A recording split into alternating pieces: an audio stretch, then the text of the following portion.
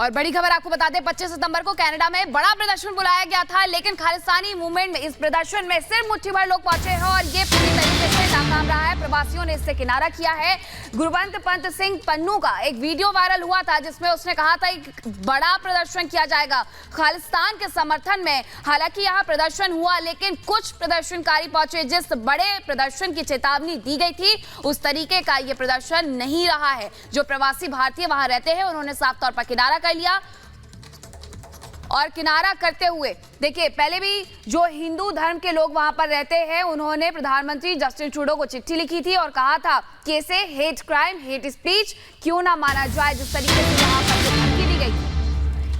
इस बीच एक और बड़ी खबर आपको बता दें, खालिस्तानियों को लेकर ये बड़ी खबर। टारगेट पर पंजाबी फिल्म इंडस्ट्री थी। खालिस्तानियों के टारगेट पर पंजाबी फिल्म इंडस्ट्री थी। निशाने पर फिल्मों से जुड़े लोग हैं, वसूली करते हैं इन लोगों से खालिस्तानी आतंकवादी। एनआईए की जांच में ये सबसे बड़ा खुलासा हुआ है।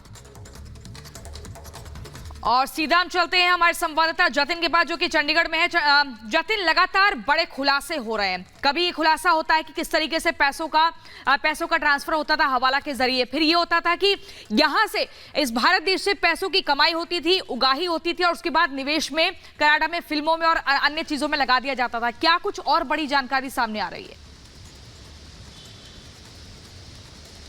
जी बिल्कुल, देखिए ये जो खुलासे हो रहे हैं ये बता रहे हैं कि ये जो मूवमेंट है, खालिस्तानी मूवमेंट, जिसको कुछ मुट्ठी भर लोग चला रहे हैं और हमारे देश में इसको फैलाने की कोशिश की जा रही है, ये किस तरीके से अपने मूवमेंट को आगे बढ़ा रहे हैं। पैसा इन लोगों के पास कहां से आता है? लगातार जो चाहे एनआईए की बात करें, लोकल पुलिस की बात करें, वो इन इलाकों में रेड्स कर रही है ताकि इनकी फाइनेंशियल ट्रेल को खंगाला जा सके और उसको रोका भी जा सके। तो इसी बीच एनआईए जांच का एक डॉक्यूमेंट हमारे पास मिला जिसमें साफ तौर पर बताया गया है कि किस तरीके से कनाडा और देश के जो दूसरे इलाके हैं वहां पर बैठे जो इनके गुर्गे हैं वो एक्सटॉर्शन मनी वसूल करते हैं। ये एक्सटॉर्शन मनी खास तौर पर पंजाब के जो प्रोड्यूसर्स हैं, यहाँ के जो होटल्स हैं, यहाँ के जो क्लब हैं, उनके ऑनर से ली जा रही है। हमने 2 दिन पहले देखा कि फिरोजपुर में एक बिजनेसमैन के ऑफिस के बाहर जाके फायरिंग कर दी गई और उससे करोड़ों रुपए जो एक्सटॉर्शन है वो मांगा गया था। ये एक्सटॉर्शन मांगी किसने? लखबीर लांडा ने, जो कि कनाडा में बैठा हुआ है। तो आप इसी से अंदाजा लगाइए कि जो पैसा यहाँ से ये लोग एक्सटॉर्शन मनी के तौर पर लेते हैं उसको देश विरोधी गतिविधियों में अंजाम देते हैं। एनिमेशन उससे खरीदा जाता है, हथियार उससे खरीदे जाते हैं। लेकिन ये एक्सटॉर्शन करता कौन है? ये इनके गुर्गे करते हैं।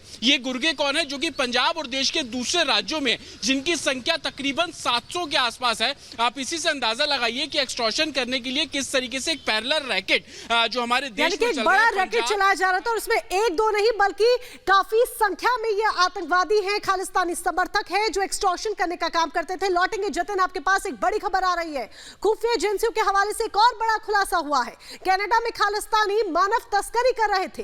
बेरोजगार युवाओं को खालिस्तानी नौकरी का झांसा देकर कनाडा बुला रहे थे। खालिस्तानी ब्रिगेड में शामिल करवा रहे थे। यानी कि पहले प्रियंका नौकरी का झांसा देना और फिर नौकरी का झांसा देकर कनाडा बुलाना और फिर उनको भारत विरोधी एजेंडे में शामिल करना।